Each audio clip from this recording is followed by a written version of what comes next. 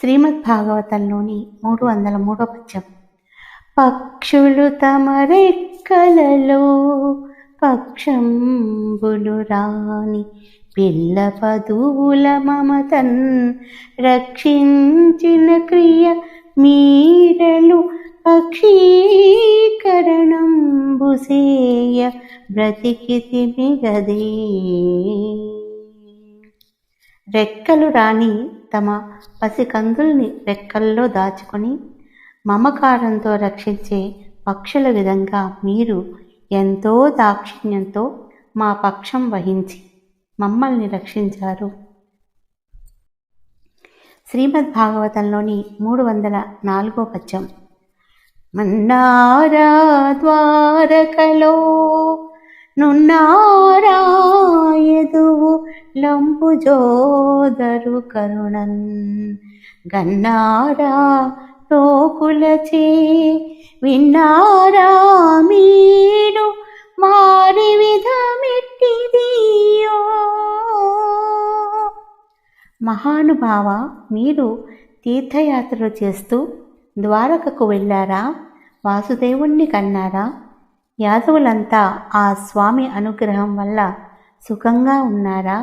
పోని ఎవరి వల్లనైనా వారి వృత్తాంతం విన్నారా? శ్రీమద్భాగవతంలోని 305 పద్యం.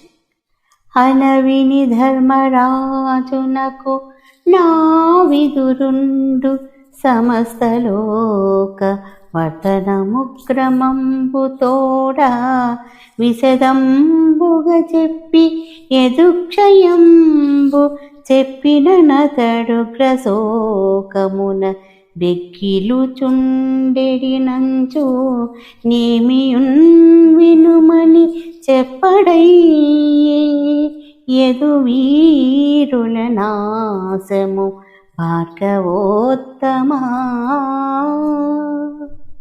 ఈ విధంగా ప్రశ్నించిన ధర్మరాజుతో విదురుడు తన తీర్థయాత్ర విశేషాలన్నీ వివరించి చెప్పాడు. అన్నీ చెప్పాడు, కానీ యాదవుల నాశనం మాత్రం చెప్పలేదు. అలా చెబితే ధర్మరాజు దుఃఖావేశంతో కృంగి కృషించిపోతాడనే భయంతో ఆ విషయాన్ని చెప్పకుండా దాటవేశాడు. శ్రీమద్భాగవతంలోని 306 పద్యం. మేలు చెప్పెనేని మేలండ్రు లోకులు చెట్టయండ్రు కీడు చెప్పెనేని నంతమీద సూత్రుడైన కతంబున శిష్టమరణమతడు చెప్పడయ్యే. లోకులు మంచి విషయం చెబితే మేలు మేలని అంటారు, చెడ్డ విషయం చెబితే చేదరించుకుంటారు. అందువల్ల సదయహృదయుడైన విదురుడు యదువీరుల మరణ వార్తను ధర్మరాజుకు చెప్పలేకపోయాడు. శ్రీమద్భాగవతంలోని 307 పద్యం. ఇది వచన భాగంగా ఉంది. విదురుడు ధర్మస్వరూపుడు. పూర్వకాలంలో మాండవ్యుడనే మహర్షి శాపం వల్ల యమధర్మరాజు శూద్రకులంలో విదురుడై జన్మించాడు. ఆ 100 సంవత్సరాలు సూర్యుడే యథావిధిగా యమధర్మరాజు స్థానంలో ఉండి పాపాత్ముల పాపాలకు తగిన శిక్షలు విధిస్తూ ఉన్నాడు.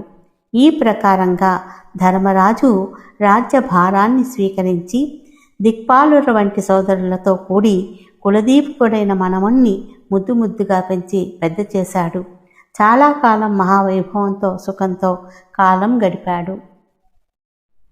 శ్రీమద్భాగవతంలోని 308 పద్యం. బాలాజనసాలదన లీలావన ముఖ్య విభవలీన మనీషాలాలసులగు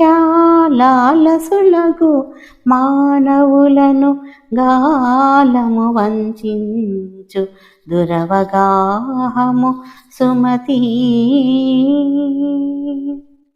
నాయనా సౌనిక, విన్నావు కదా? అంగన జనాలు, ఆనంద భవనాలు, అపారధనాలు, ఆనందవనాలు మొదలైన భోగభాగ్యాలలో బుద్ధిపూర్వకంగా మునిగి తేడుతూ సుఖలాలసులైన మానవులకు కాలం తెలియకుండానే మోసం చేస్తుంది.